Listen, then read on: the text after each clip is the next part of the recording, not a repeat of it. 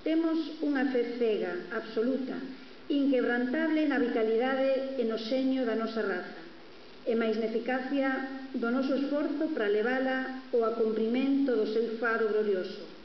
Hoxe chega a vida da nosa terra unha xeración que se aprocutou do seu imperioso deber social de crearen para sempre a cultura galega, ende xamais foi meirande a nosa actividade creadora.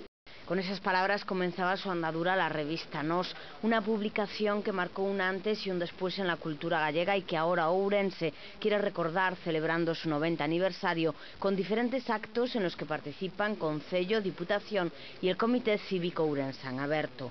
Al amparo de esta celebración comenzará además la andadura de un propósito nada fácil: conseguir la capitalidad europea cultural para 2020.